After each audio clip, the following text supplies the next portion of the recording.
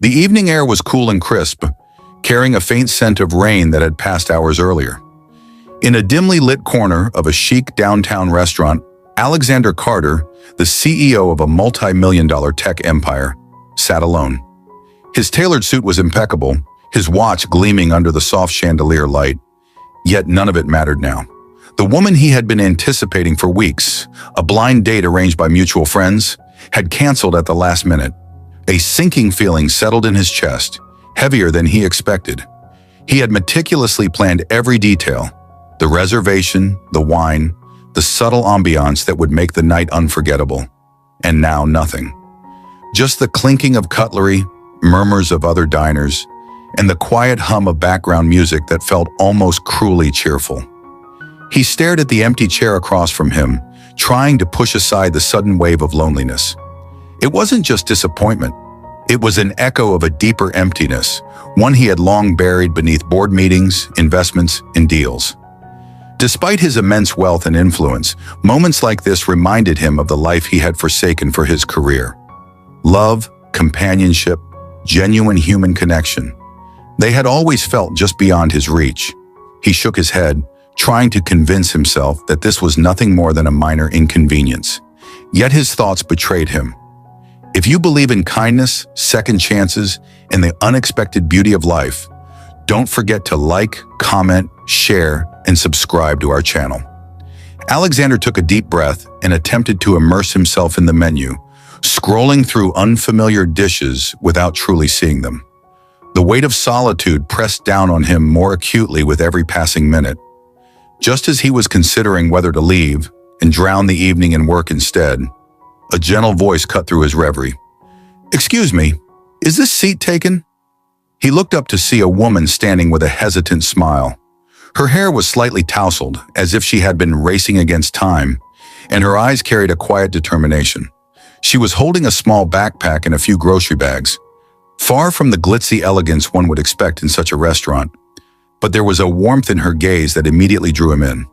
"No, please sit," Alexander responded almost automatically.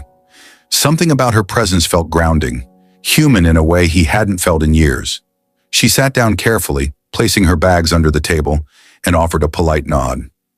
Alexander studied her subtly, taking in the worn sneakers, the casual sweater, and the tired lines etched around her eyes.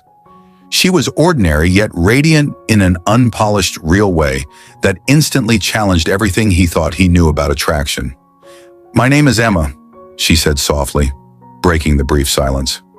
"Alexander," he replied, extending a hand, which she shook with a surprising firmness. They began to talk, initially with small pleasantries, but soon the conversation deepened naturally. Emma shared snippets of her life, a single mother, juggling 2 jobs to provide for her young daughter, constantly fighting exhaustion and societal judgment, yet refusing to surrender to despair. She spoke with a sincerity and vulnerability that pierced through Alexander's carefully constructed defenses.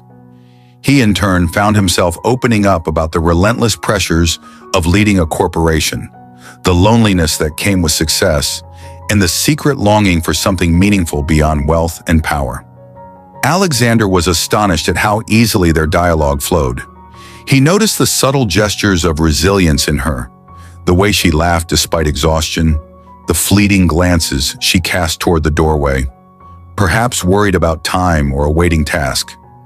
Emma's story was heavy with struggle, yet there was a lightness in her spirit that shone through. He realized that he had been expecting to be impressed by status, beauty, and elegance. But here he was, captivated by courage, kindness, and authenticity. As the dinner progressed, Alexander observed Emma carefully. She had ordered a simple meal, one that suggested practicality rather than indulgence. There were no pretenses, no embellishments, just the bare honesty of a woman surviving and striving. And yet, in that simplicity, there was an elegance that made her presence unforgettable. Alexander felt an unfamiliar stirring within him, a mix of admiration, compassion, and a deep desire to protect and support. Hours slipped by unnoticed. Conversations became laughter, silences became comfortable pauses, and a connection formed that neither had anticipated. Alexander realized that the night's disappointment, the canceled date, the empty chair, was perhaps the universe's subtle nudge, guiding him towards something far more profound than a prearranged meeting.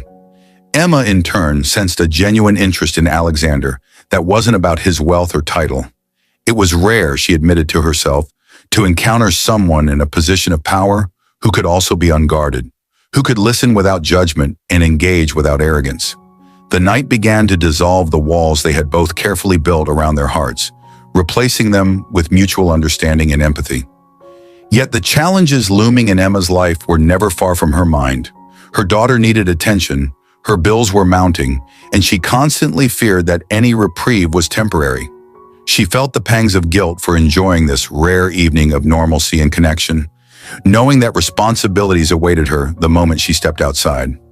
Alexander noticed her subtle unease and admired her even more.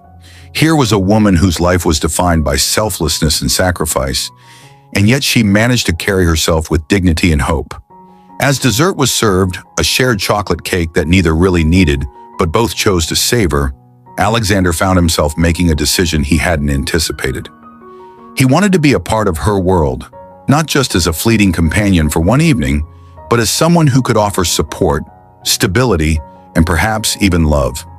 It was a terrifying thought, bridging worlds that seemed so impossibly distant, yet entirely necessary. The evening drew to a close, and Alexander insisted on walking Emma to her car. The rain had returned softly, leaving the streets glistening with reflections of the city lights. Emma looked exhausted but grateful, her shoulders finally relaxing as they reached the vehicle.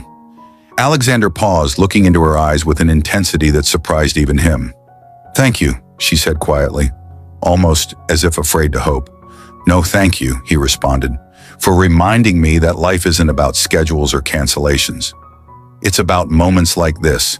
They exchanged numbers with a promise to meet again, though both knew that the bond they had formed transcended mere plans.